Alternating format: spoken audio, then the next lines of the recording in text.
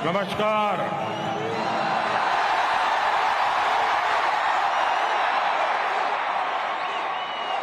भारत माता की, भारत माता की, भारत माता की। नमस्कार।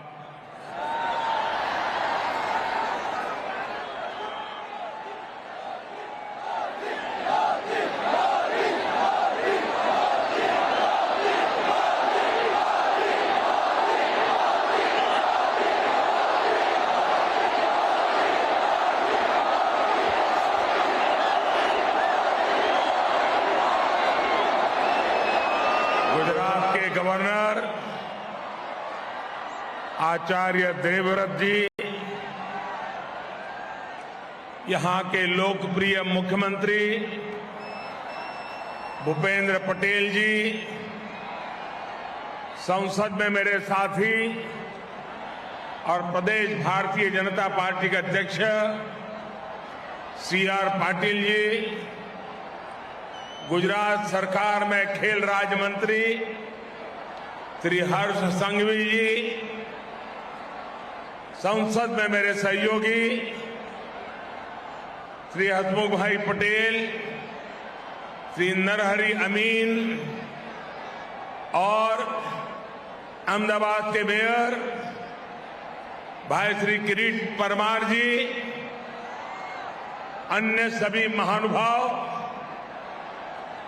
और गुजरात के कोने कोने से आए मेरे युवा दोस्तों,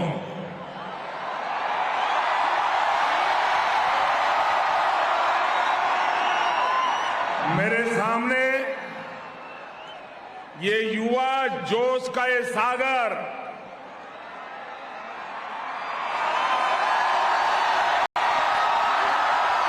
ये उमंग, ये उत्साह की लहरें, ये साफ बता रही है कि गुजरात का नौजवान, आप सब आसमान छूने के लिए तैयार हैं।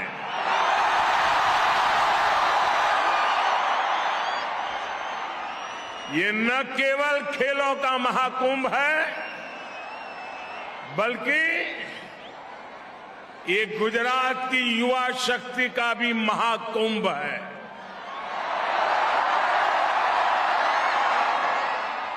मैं आप सभी युवाओं को 11वें खेल महाकुंभ के लिए ढेर सारी शुभकामनाएं देता हूं।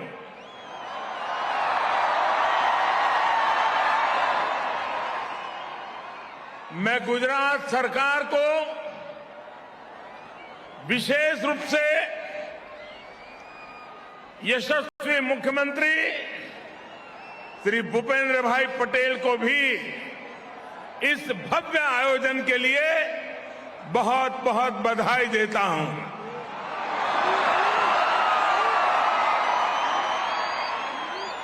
कोरोना के कारण 2 साल तक खेल महाकुंभ पर ब्रेक लगा रहा,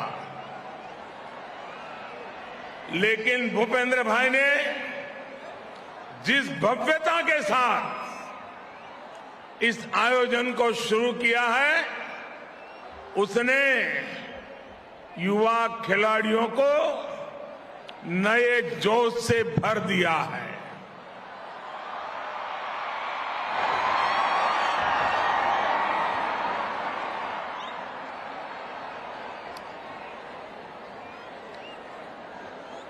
दोस्तों, मुझे याद है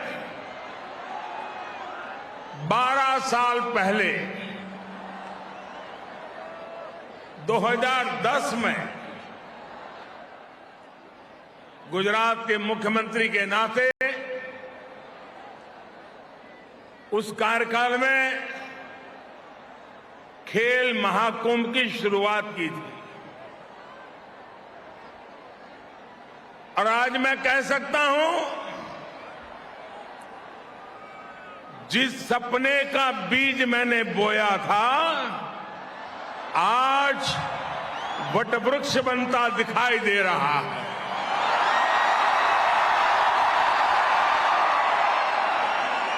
उस बीज को मैं आज इतने विशाल वटवृक्ष का आकार लेते देख रहा हूं।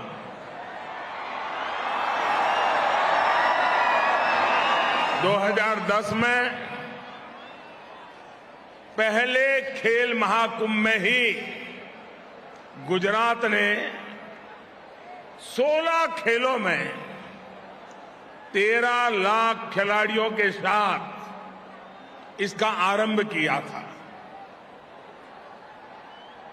मुझे भूपेंद्र भाई ने बताया कि 2019 में हुए खेल महाकुंभ में ये भागीदारी 13 लाख से 40 लाख युवाओं तक पहुंच गई थी। 36 स्पोर्ट्स और 26 पैरा स्पोर्ट्स में 40 लाख खिलाड़ी, कबड्डी, खो खो और टग ऑफ वॉर से लेकर योगासन और मल्लखंब तक, स्केटिंग और टेनिस से लेकर फेंसिंग तक, हर खेल में हमारे युवा आज कमाल कर रहे हैं।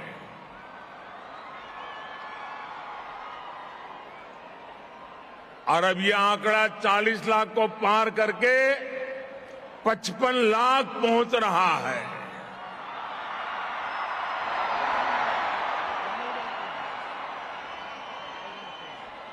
शक्ति दूत जैसे कार्यक्रमों के जरिए खेल महाकुंभ के खिलाड़ियों को सहयोग देने की जिम्मेदारी भी सरकार उठा रही है। और ये जो लगातार अविराम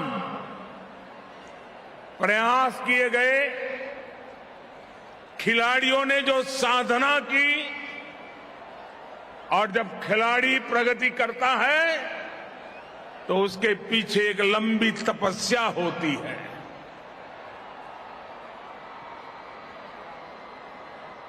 जो संकल्प गुजरात के लोगों ने मिलकर लिया था, वो आज दुनिया में अपना परचम लहरा रहा है।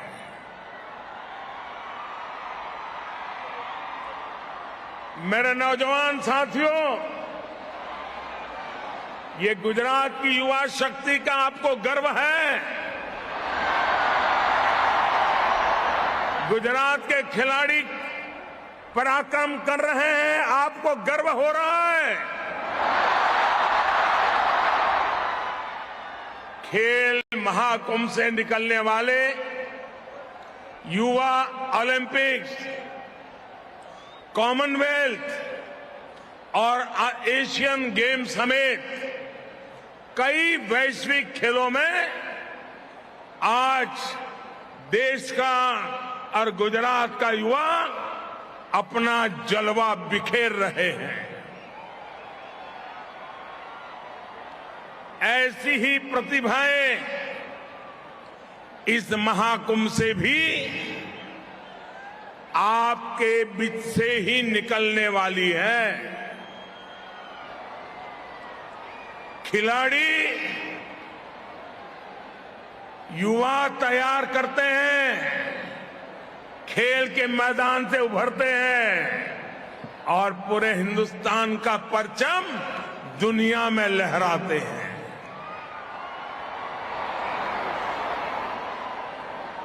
साथियों, एक समय था जब खेल जगत में भारत की पहचान केवल एक दो खेलों के भरोसे टिकी थी। इसका नतीजा ये हुआ कि जो खेल देश के गौरव और पहचान से जुड़े थे, उन्हें भी भुला दिया गया। इस वजह से खेलों से जुड़े संसाधन बढ़ाने, स्पोर्ट्स इंफ्रास्ट्रक्चर को आधुनिक बनाने पर जितना ध्यान देना चाहिए था, जितनी प्राथमिकता देनी चाहिए थी, वो एक प्रकार से रुक गया था। इतना ही नहीं, जैसे राजनीति में भाई भतीजावाद घुस गया है, खेल जगत में भी खिलाड़ियों के चयन में पारदर्शिता की कमी भी एक बहुत बड़ा फैक्टर थी। खिलाड़ियों की सारी प्रतिभा परेशानियों से जूझने में ही निकल जाती थी। उस भंवर से निकालकर भारत के युवा आज आसमान छू रहे हैं।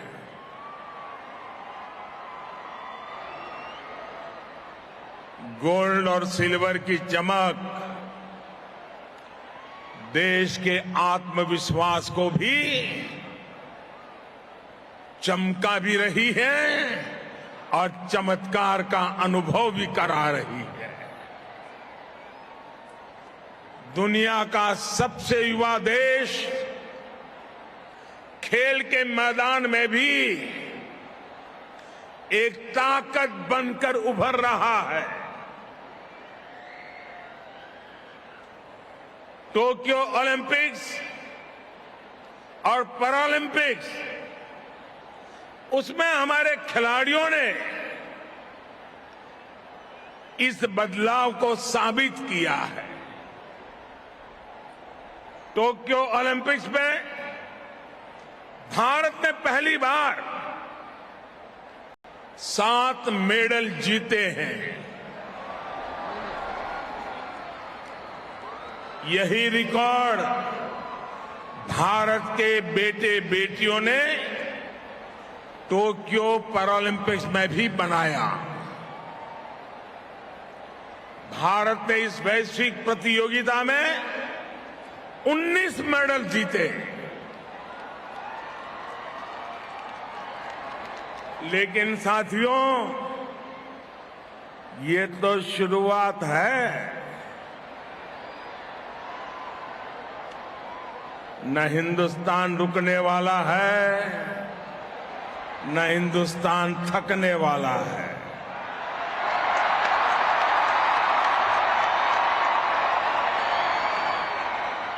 मुझे मेरे देश की युवा शक्ति पर भरोसा है। मुझे मेरे देश के युवा खिलाड़ियों की तपस्या पर भरोसा है। मुझे मेरे देश के युवा खिलाड़ियों के सपने, संकल्प और समर्पण पर भरोसा है। और इसलिए आज मैं लाखों युवाओं के सामने हिम्मत के साथ कह सकता हूं कि भारत की युवा शक्ति इसे बहुत आगे लेकर जाएगी।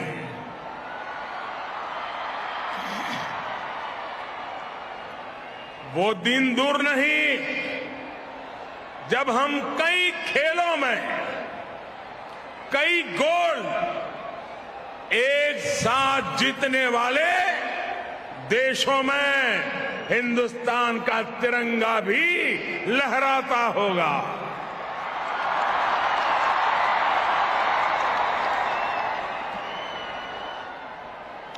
साथियों, इस बार यूक्रेन से जो नौजवान वापस आए हैं, युद्ध के मैदान से आए हैं, बम गोलों के बीच से आए हैं, लेकिन आकर के उन्होंने क्या कहा?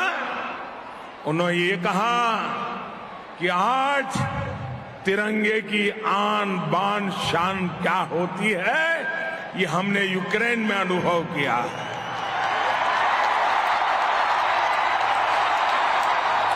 लेकिन साथियों, मैं एक और दृश्य की तरफ आपको ले जाना चाहता हूं। जब हमारे खिलाड़ी मेडल प्राप्त करके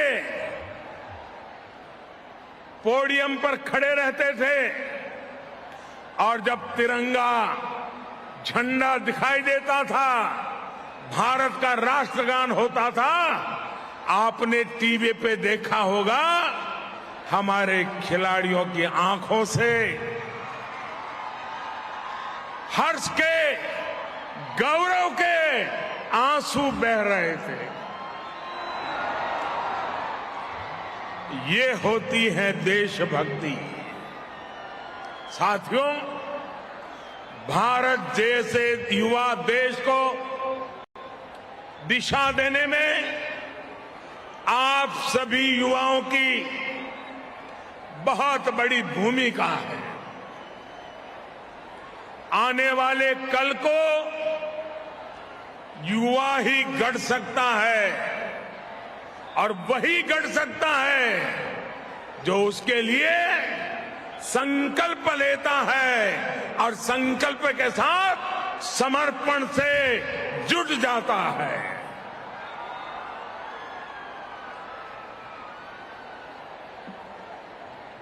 आज इस खेल महाकुंभ में गुजरात के अलग अलग इलाकों से, गांव से, शहर से, कस्बों से आप लाखों युवा यहां एक साथ जुड़े हैं। आप अपने सपनों को पूरा करने के लिए दिन रात मेहनत कर रहे हैं। मैं आपके सपनों में आपके क्षेत्र का भविष्य देखता हूं, आपके जिले का भविष्य देखता हूं। मैं आपके सपनों में पूरे गुजरात और देश का भविष्य देखता हूं और इसलिए आज स्टार्टअप इंडिया से लेकर स्टैंड अप इंडिया तक, मेक इन इंडिया से लेकर आत्मनिर्भर भारत और वोकल फॉर लोकल तक, नए भारत के हर अभियान की जिम्मेदारी भारत के युवाओं ने खुद आगे बढ़कर उठाई है। हमारे युवाओं ने भारत के सामर्थ्य को साबित करके दिखाया है। मेरे नौजवान साथियों, आज सॉफ्टवेयर से लेकर स्पेस पावर तक,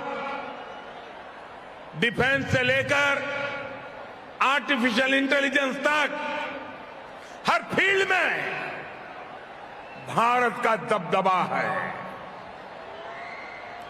दुनिया भारत को एक बड़ी शक्ति के रूप में देख रही है। भारत की इस शक्ति को स्पोर्ट्स स्पिरिट, खेल दिली कई गुना बढ़ा सकती है। यही आपकी सफलता का भी मंत्र है और इसलिए मैं हमेशा कहता हूं, जो खेले वो ही खिले। मेरी आप सब युवाओं के लिए भी सलाह है, सफलता के लिए कभी कोई शॉर्टकट मत खोजिएगा। आपने रेलवे प्लेटफॉर्म पर देखा होगा, कुछ लोग ब्रिज पर से जाने के बजाय पटरी क्रॉस करके जाते हैं, तो वहां रेलवे वालों ने लिखा होता है, short come will cut you short.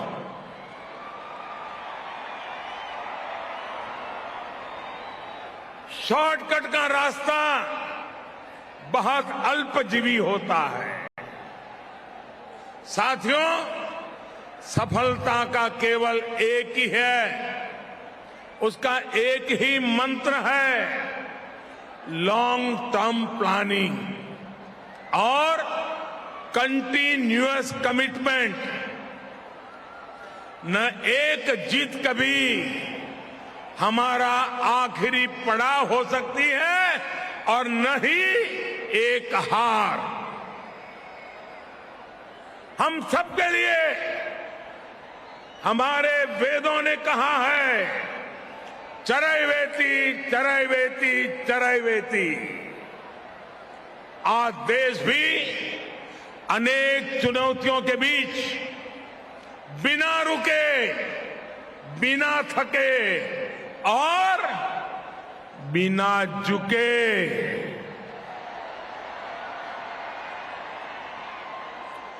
आगे बढ़ रहा है।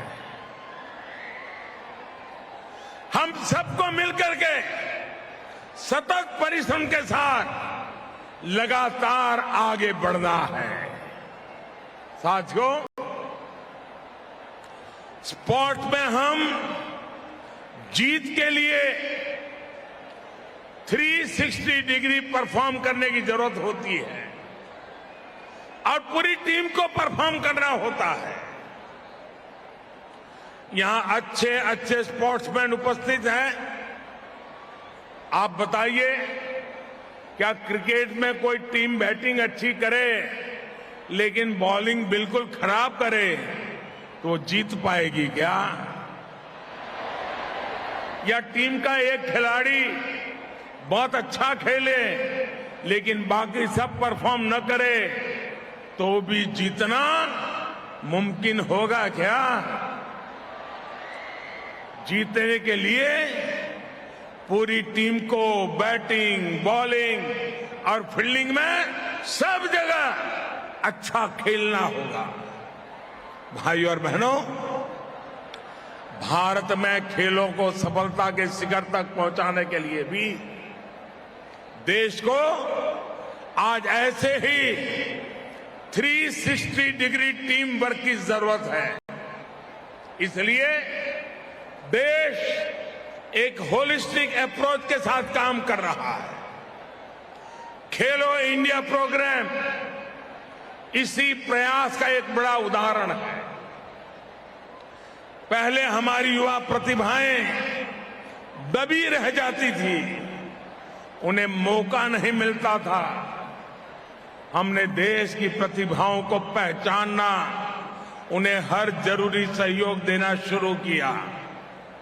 प्रतिभा होने के बावजूद हमारे युवा ट्रेनिंग के अभाव में पीछे रह जाते थे। आज बेहतर से बेहतर ट्रेनिंग सुविधाएं खिलाड़ियों को दी जा रही है।